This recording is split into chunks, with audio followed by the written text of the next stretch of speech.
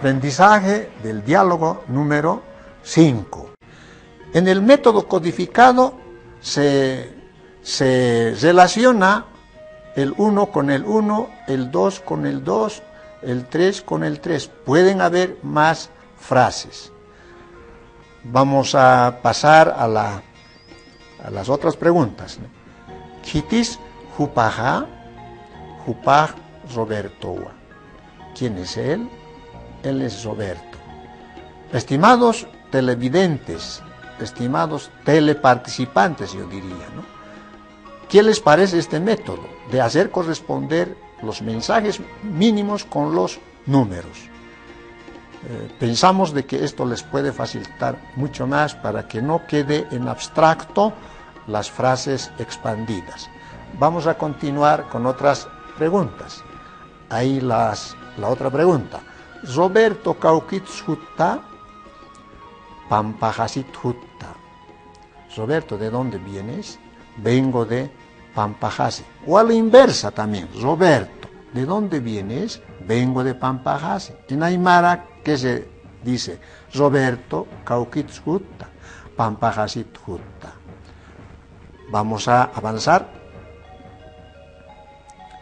Kitis Jupaja, Jupaj Mariawa. ¿Quién es ella? Ella es María. A la inversa, del castellano a la aymara también. ¿Quién es ella? Kitis Jupaja. Ella es María. Jupaj Mariawa. Seguimos avanzando con otras preguntas.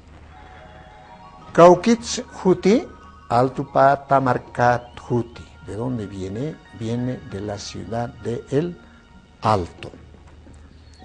¿Tenemos algunas otras preguntas? Podemos hacer... bueno, ahí continúa con otras preguntas todavía. Kitis Jupaja, Jupaj Aliciawa. Aquí vamos a suponer de que se está haciendo presente otra persona que se llama Alicia. ¿Quién es ella? Ella es Alicia, a la inversa. ¿Quién es ella? Ella es Alicia. Kitis Jupaja, Jupaj Aliciawa, ¿no? Bueno, ese es el aprendizaje del diálogo número 5.